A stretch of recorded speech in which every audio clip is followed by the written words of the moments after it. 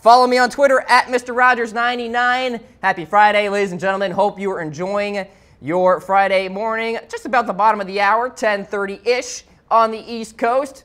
Sticking with the NFL here, I've got coaching rumors for all you folks out there for many of the teams that really aren't in playoff conversations.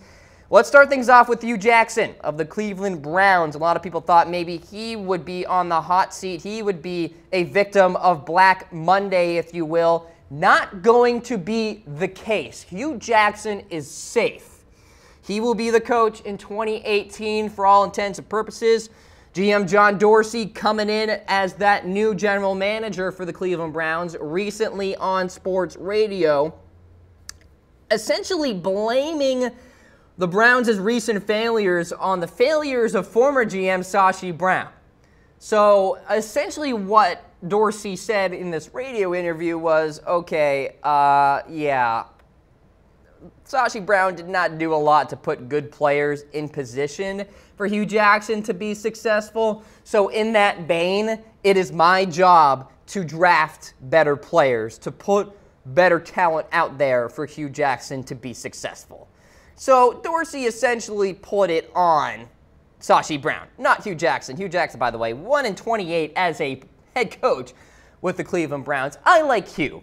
I don't think he is going to go anywhere. I think he's going to remain with the Cleveland Browns, and that's essentially what I am hearing. So Hue Jackson probably going to be safe for the 2018 campaign. Now, as far as 2018 is concerned, we'll see. I think he could be on the chopping block if he does indeed have a bad year and, you know, the draft, it seems to be a good one, and Hue Jackson can't really develop these players because the Browns have a lot of draft capital here. All right, so they got 5 picks in the first 2 rounds. They have to get Josh Rosen #1 overall. They have to. I think Deshaun Kaiser's ceiling is a quality backup. His floor is a quality third stringer / quality practice squad quarterback. I think Rosen presents a lot more upside here for the Cleveland Browns. So you got to get Rosen. And by the way, the Cleveland Browns are going to have another high draft pick thanks to the Houston Texans, because they have the Houston Texans first round pick this year. Texans are not playing well. They're probably going to finish inside the top 10 in terms of draft order. And so in that sense, the Browns have an opportunity to get a couple of electric players on the offensive side. Talking about Josh Rosen, perhaps one Saquon Barkley. I think that would be a deadly 1-2 punch there for the Cleveland Browns.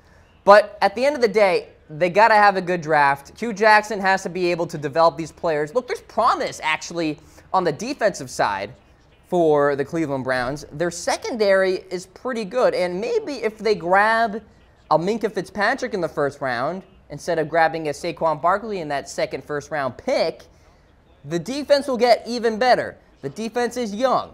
They've shown promise this year in terms of the front line, not letting up a lot of yards per carry on the ground. So they have some beef up there. And like I said, the secondary is pretty good too. Buddy Calhoun has had a good year at the slot corner position.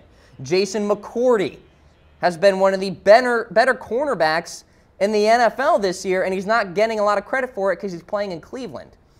All right, so I think there are pieces there. And by the way, Myles Garrett, the 14th ranked defensive lineman in the NFL right now with an 86.4 grade in his first year. Pretty darn good. So Cleveland has the pieces there on defense. Bring in a Josh Rosen, maybe a Saquon, or maybe you go Minkah and bolster that secondary further. Whatever the case, I don't think the Cleveland Browns can go wrong in the first round. They would have to really screw it up. And I don't think John Dorsey will. Maybe Sashi Brown would have. John Dorsey will not. There's a fire under his butt here to really perform well and pick some good players for the Cleveland Browns. All right, so that's the rumor with Hue Jackson. All right, the next name here, another name who I think is safe, Vance Joseph. All right, so the report was going into last night that Denver's leadership was going to keep an eye on Vance Joseph in terms of how the season wraps up. So essentially, leadership was looking over Vance Joseph's shoulder to see how hard these players were competing for Vance, etc. Well, after a victory over the New York Jets in big-time fashion, 23-0, and then a victory against the Indianapolis Colts last night in what was a pretty convincing game. By the way, battling adversity, losing your starting quarterback and Trevor Siemian and bringing in the lobster himself, Brock Osweiler, who played really well. Pretty darn good performance for the Denver Broncos, all things considered. So it seems as though Vance Joseph is going to be safe. He will be there in 2018 as the head football coach. Look, John Elway handpicked Vance Joseph to be this guy. He wants this to work. And if Denver can finish the season even stronger, that will be good for Vance Joseph's stock. Right? They're 5-9 now, and they can finish 7-9 if they beat the Redskins on Christmas Eve in Washington and somehow stun the Kansas City Chiefs at home. All things considered, 7-9 after losing 8 straight at one point, pretty impressive, okay? Especially with the pieces on defense, they can make a run in 2018 if they somehow find their quarterback. Maybe a Kirk Cousins. You know how John Elway likes to go to the free agent market, bring in a big-name quarterback, i.e. Peyton Manning. So who knows? So I think Vance Joseph is safe. That is the word across NFL circles. But Elway and company will continue to evaluate how the team closes out. I know Vance Joseph has discussed 2018 with Denver leadership and essentially has said, I will be improving upon this year. So Vance Joseph, the head coach there, the Broncos, looks like he's going to stay. The story for Chuck Pagano may not be the same for Vance Joseph. It looks like Chuck Pagano is as good as gone. This could be the first hiring come Black Monday. Chuck Pagano has been a fixture of NFL head coaching hot seats, and with good reason. Look, the Indianapolis Colts haven't been to the playoffs since 2014, and with new GM Chris Ballard, it's likely he will look in another direction to change the path of this franchise. The Colts did not look good last week against the Buffalo Bills. You can kind of give them a pass because they were in the snow and the Colts are a dome team, all that jazz. But they didn't look good last night against the Denver Broncos either. They made Brock Osweiler look like the second coming of John Elway. That's not good, especially when it's Brock Osweiler, who had a very high QBR, might I add, in like the high 90s last night in his relief effort of Trevor Siemian. So all that together, Chuck Pagano likely going to go. Look, and it's not like Chris Ballard didn't give this guy a chance, right? Chris Ballard coming in as the GM could have said, all right, I want Chuck out. I need a new head coach. And, you know, I'm going to search for a new one. Well, he didn't do that. He gave Chuck Pagano his one-year tryout, if you will. And look, it's not just on Chuck either, because Andrew Luck never played a game this year. And the word was that he was going to play at, you know, some point in the regular season, maybe week 7, because he was on the PUP and all that stuff. And so it's not solely on Pagano here. I think this is a situation where Chris Ballard is just going to look for a fresh start. And by the way, when Chuck Pagano notes that everyone is on a one-day contract, not exactly good. The report is that Pagano and his inner circle knew that they could be in trouble if they were to have a bad 2017 season. That seems to be the case right now. And so Chuck Pagano probably will be the least surprised person come Black Monday when he hears he gets fired. And Chuck Pagano, I still think, is a good coach. I think he's a good defensive mind. But at the end of the day, it's time for a change. And finally, this season, it's been a debacle. How about this stat? The Colts have taken the lead into halftime, including last night, 9 times this season. And 7 times they've lost those games. They're 1 game away from an NFL record. Not a great way to wrap up your coaching tenure there, Chuck Pagano. Looks like he is as good as gone as the Indianapolis Colts head coach. Vance Joseph, Hue Jackson, going to be safe. All right, folks, those are your top NFL coaching rumors. This is the Cam Rogers Show here on Chat Sports Facebook Live. I'm Cam Rogers. Check me out on Twitter at Mr. Rogers99. All right, so the owners' meetings have transpired. All right, they just wrapped up this week. And Jerry Jones, of course, a part of that.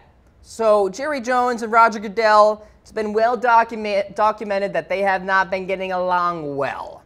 Well, Jerry Jones, it seems to have mellowed out a little bit in all this, at least in public. Here's what he said. Going forward, we're one team. All right, so at least he is trying to show some unification here.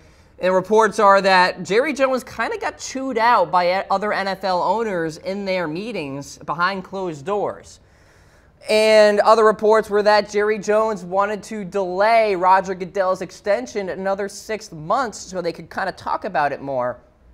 And let's face it, the Roger Goodell extension prior to the NFL owners' meetings was kind of a punch in the gut to Jerry Jones. Probably did not sit very well with Jerry. Although, I will say, he got a big-time victory in terms of how the compensation committee is created. So, with that, the big debate here this year in terms of Jerry Jones and Roger Goodell was, okay, well, Jerry Jones was left out in the dark, didn't really know what was happening in terms of Roger Goodell's contract, and Jones didn't like that. He wanted changes to the compensation committee. So, what happened? The NFL owners will now vote for the man who holds the most power in terms of Goodell's contract, talking about the committee chair. So the owners will now vote for the committee chair. So Goodell is essentially on a year-to-year bonus marathon here where he has to impress the committee chair and the compensation committee because the committee chair can select the rest of his team there. And so Roger Goodell will be in a position where he has to prove himself year in and year out. That's something that Jerry Jones wanted. He wanted changes to the compensation committee in terms of how it's selected, how it's created. That's a big-time victory for Jones because there's now more accountability. Again, what he wanted in terms of Roger Goodell's performance. And by the way, it sounds like Roger Goodell is going to be done after his contract is wrapped up. And so this is a 5-year deal, by the way, for Roger Goodell. So Jerry Jones won that battle. And so in that vein, Goodell will now have to listen to owners such as Jones more often. Whether this is a healthy solution is another discussion, but Jones certainly got a tally in his win column here. So no surprise, Jones wants the owners to take more control of the league altogether. And this view is shared by many league owners here. Those are the reports. And the thinking is to hire a CEO and have the CEO command the direction of these NFL investigations. There's a lot of controversy, and there has been this year, in terms of how the NFL has gone through their investigations. The NFL owners don't want any lawyers surrounding surrounding Roger Goodell anymore.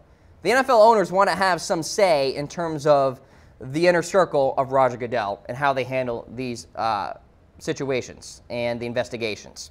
Okay, by the way, growing discontent with how the NFL has been transparent, and most notably with the recent $80 million social justice agreement that the NFL agreed to with the Players Coalition, if you will.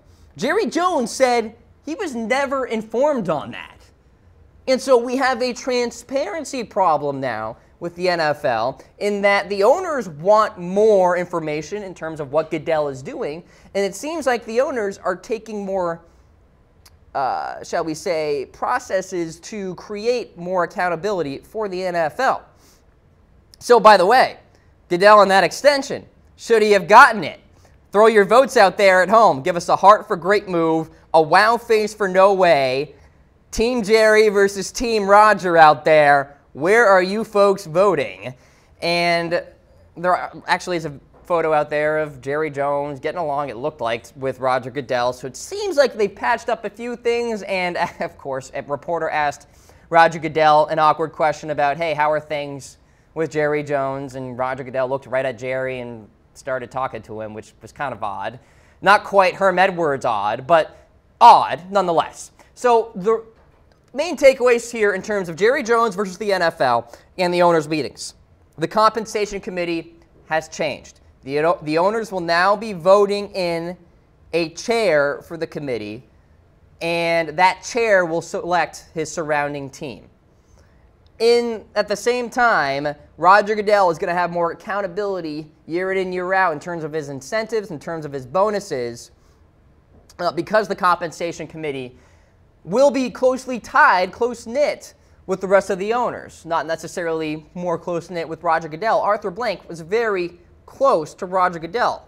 Of course, Arthur Blank, the current chair of the compensation committee. So Jerry Jones got a big-time victory in that regard. All right, so the battle wears on, the civil war, I guess you could say, of Jerry Jones versus Roger Goodell. But a big-time win for Jerry after these owners' meetings.